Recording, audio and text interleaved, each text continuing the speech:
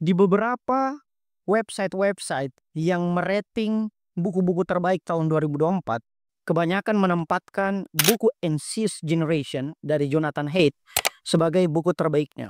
Atau paling tidak list 3 teratas. Akan kemarin di top 12 buku yang kami baca, di 2024 kami juga memasukkan Anxious Generation. Apa indikator buku yang baik? Buku yang baik adalah satu, mengubah pola pikir kita. Dua, tidak cukup sampai mengubah pola pikir, tapi menginternalisasi ke dalam tindakan kita. Tiga, menentang pandangan umum. Dan empat, kalau bisa, even dia buku non-fiksi tapi membuat Anda menjatuhkan air mata. Dan keempat prasyarat itu, menurut saya masuk ke dalam buku Anxious Generation Jonathan Haidt. Yang mana premis utamanya adalah perlindungan berlebihan yang dilakukan oleh orang tua kepada anak terkait permainan di luar ruangan itu berbanding terbalik dengan perlindungan yang sangat meremehkan dampak negatif dari dunia maya atau dunia digital. Dan di dalam buku ini Jonathan Haidt akan mengungkap dampak berbahaya dari perlindungan yang berlebihan dan perlindungan yang meremehkan tersebut. Pertama, izinkan saya menjelaskan tentang perbedaan dunia nyata dan dunia maya di dalam buku Jonathan Haidt ini melalui introduction-nya yang ia beri judul sebagai Growing Up on Mars, atau kondisi di mana, kondisi imajiner di mana kedepannya kita akan tumbuh di Mars kalau kita tidak melakukan perubahan yang sifatnya signifikan. Bahwa dunia nyata dan dunia maya itu memiliki perbedaan yang sangat mendasar. Perbedaan pertamanya adalah dunia nyata itu physically dan dunia maya itu non-fisik. Sehingga tidak akan ada sensasi psikomotorik di dalam interaksi dunia maya. Itu satu. Perbedaan yang kedua adalah dunia nyata itu sinkron dan dunia maya asinkron. Sinkron maksudnya terjadi secara langsung, real time, bersamaan. Itu namanya sinkron di dunia nyata. Seperti yang kita diskusikan pada malam hari ini, itu adalah sinkron. Seperti yang teman-teman TikTok nonton, itu bukan dunia maya. Itu adalah dunia maya memang, tetapi memiliki fitur-fitur dunia nyata. Kenapa? Karena sinkron. Langsung, real time. Berbeda misalnya kalau teman-teman nonton video ini di YouTube, itu sudah asinkron. Berbeda misalnya kalau teman-teman melihat konten ini di Instagram, itu sudah asinkron. Perbedaan yang ketiga adalah dunia nyata itu komunikasinya satu ke satu, one by one, atau satu ke beberapa orang, seperti pada malam hari ini. Sementara dunia maya itu satu ke banyak orang.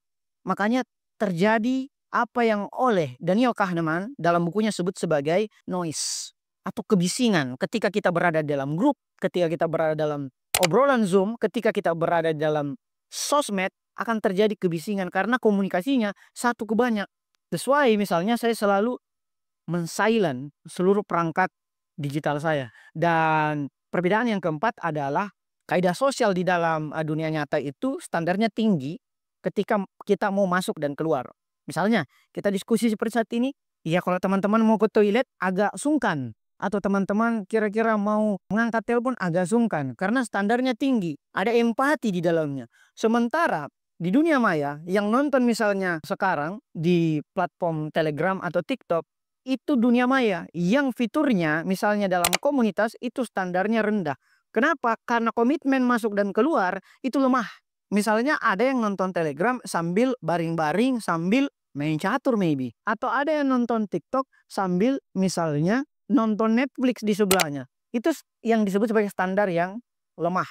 Makanya akan menyisakan implikasi yang sangat berbeda secara signifikan. Jonathan Haidt kemudian masuk ke dalam gelombang pasang krisis kesehatan mental yang dimulai pada tahun 90-an sebenarnya. Yaitu era ketika milenial itu lagi berkembang. Hanya saja dampaknya di generasi milenial Indonesia yang negaranya itu relatif berkembang bukan maju, agak terlambat pengaruh negatifnya. Sehingga pada awal 2010-an saat ditemukannya sosmed, terjadilah krisis kesehatan mental. Specifically ditemukannya Instagram dengan fitur selfie-nya pada tahun 2012 yang kemudian diakuisisi oleh Facebook Meta. Yang membuat orang tiba-tiba auto selfie, apa-apa selfie. Bahkan ada buku yang menarik judulnya Selfie dengan sudut pandang psikologis. Bahwa orang yang senantiasa selfie itu memiliki indikasi gangguan mental. Sedikit-sedikit selfie, sedikit-sedikit selfie gitu loh. Dan pada saat ini kita melihat penetrasi generatif AI pasca pandemi 2022 kemudian misalnya peluncuran ChatGPT itu membuat kecemasan itu semakin mendapati titik nadirnya.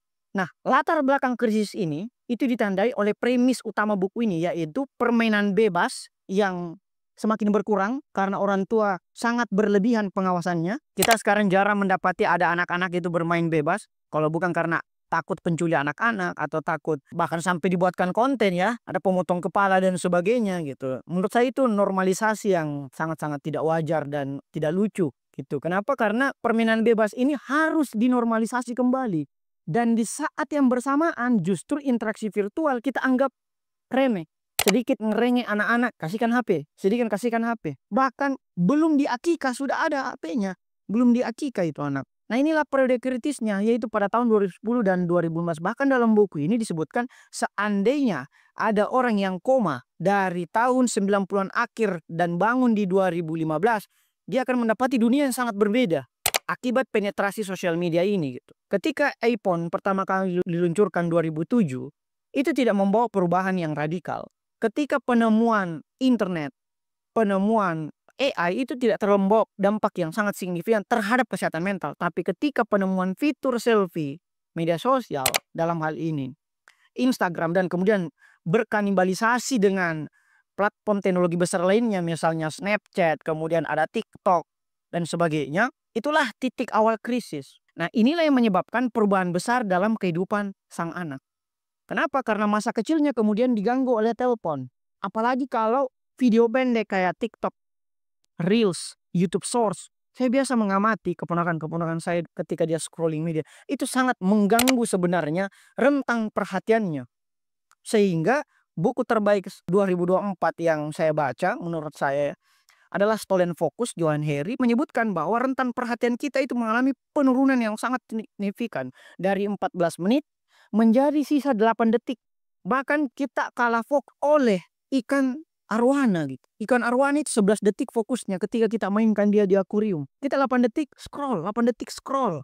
Itulah dampak yang sangat berpengaruh. Misalnya kalau teman-teman lihat keponakannya, dia scroll-scroll dengan baring 8 detik. Akhirnya apa? Satu, rentan fokusnya terganggu sehingga instruksi dia tidak bisa pahami ketika dia diperintah atau diajak berkomunikasi. Dan yang kedua, dia tidak akan mampu memahami konten-konten panjang, baik itu apalagi membaca ya, nonton film, berdiskusi dengan orang tuanya, itu akan tidak mampu ia pahami. Satu-satunya kegembiraannya yang tersembunyi itu adalah ketika dia dibawa taman bermain yang ada di mall, yang bayarannya 100.000 per 1-2 jam. Selebihnya ya nggak ada.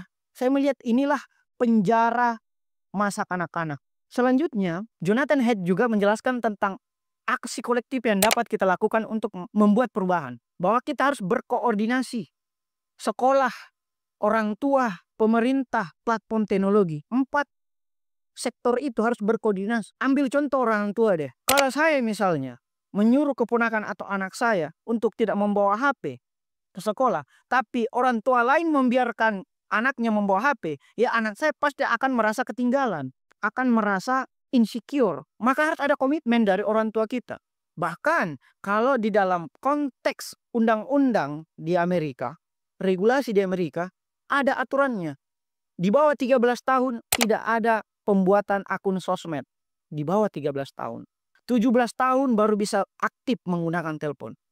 Apalagi kalau di Uni Eropa, GDPR yang kita tahu sangat restrik terhadap perlindungan data pribadi. Kalau kita, tidak ada, umur 3 tahun, 4 tahun sudah ada TikToknya. Apalagi TikTok ya, TikTok itu menyasar anak kecil dan remaja yang pada dasarnya tidak memiliki kedewasaan aktual. Saya ingat sekali opini dari pakar budaya di Kompas. Dia menyebutkan bahwa kesadaran virtual anak-anak itu lebih cepat muncul daripada kesadaran aktualnya. Padahal kesadaran aktual dulu dong. Kesadarannya secara eksistensial. Baru ada kesadaran bermain gadget. Ini kebalik. Sehingga yang terjadi adalah pemerintah harus memang mengintervensi itu. TikTok misalnya. Ketika kita buka aturannya, ya memang anak-anak tidak boleh buat akun TikTok. Tetapi kita lihat banyak sekali bocil main TikTok. Dengan komen head dan sebagainya. Ini kan menurut saya merupakan sesuatu yang menjadi alarm bahaya. Nah, Jonathan Haidt kemudian juga menjelaskan tentang penelitiannya atau surveinya di negara-negara Amerika dan Anglo-American atau negara-negara yang menurutnya maju. Bahwa awal krisis ini dimulai dari 2010-an dan 90%-nya itu menjangkit secara lebih masif ke anak perempuan.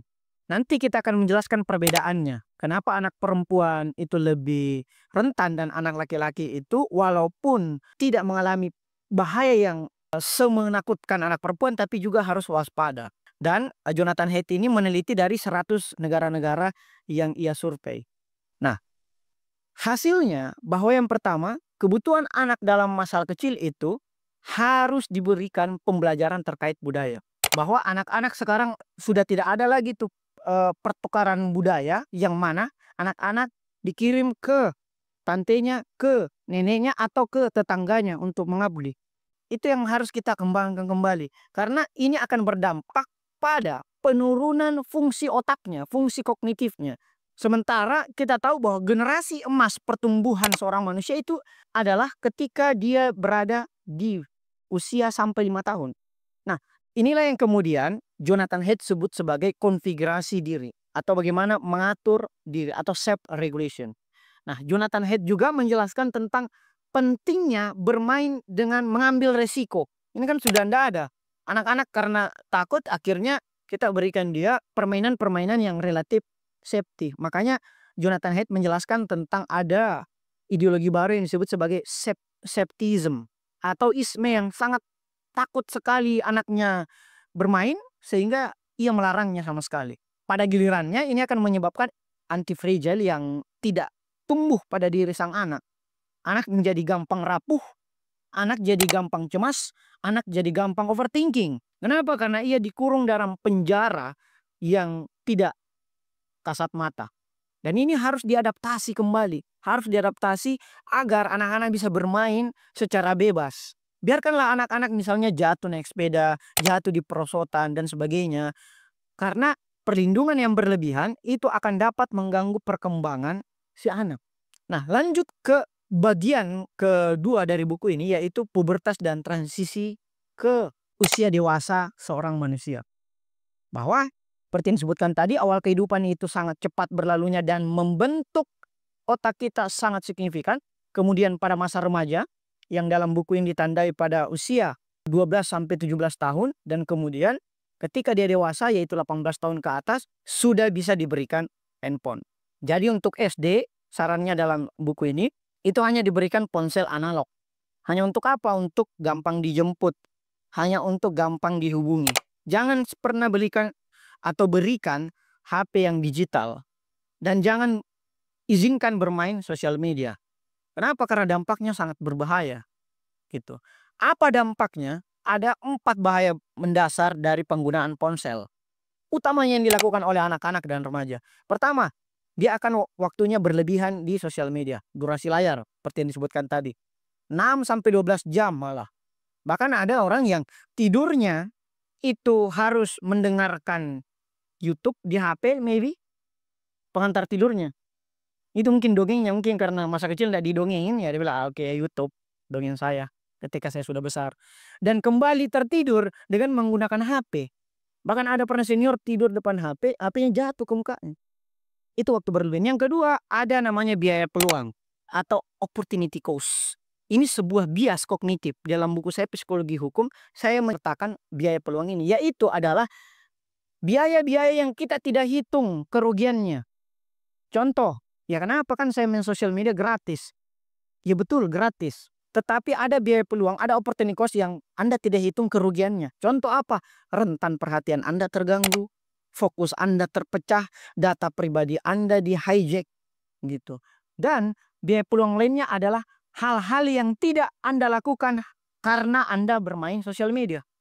Apalagi kalau dampaknya pada kesehatan, baik itu mental maupun fisik. Ini dalam penelitian sudah banyak ini. Misalnya tadi yang dipaparkan oleh Albert Nicholas Carr sudah menjelaskan itu dalam bukunya The Shallow. Yang mana The Shallow ini merupakan nominasi pemenang buku Pulitzer pada tahun 2011. Jadi sebelum era sosmed itu, Internet saja sudah meninggalkan cara berpikir kita, gimana sosmed.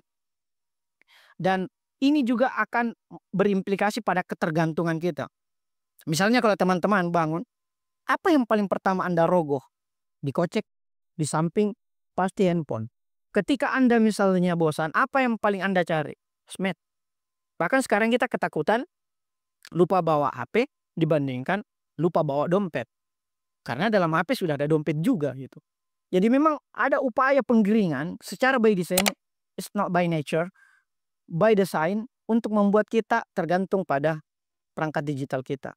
Dan dampak media sosial ini sangat menyerang bagi anak perempuan khususnya. Kenapa? Resiko lebih tinggi ini lebih menjangkit anak perempuan. Karena anak perempuan itu sangat haus akan pengakuan. Dia haus akan pengakuan. Dia akan membandingkan dirinya dengan perempuan lain. Misalnya mau menikah, lihat mua apa dipakai oleh perempuan itu. Dia pakai catering apa, dia pakai gedung yang mana. Misalnya ketika ia ingin selesai satu, dia lihat mua apa yang dipakai untuk sudahnya. Itu perempuan sangat membandingkan dirinya dengan yang lain. Maka dampak sosial media lebih berbahaya bagi perempuan. Dan ini korelasinya kuat bahwa bukan sosial media yang menjadi salah satu faktor, tapi sosial media adalah satu-satunya faktor yang menyebabkan krisis kesehatan mental khususnya bagi anak perempuan.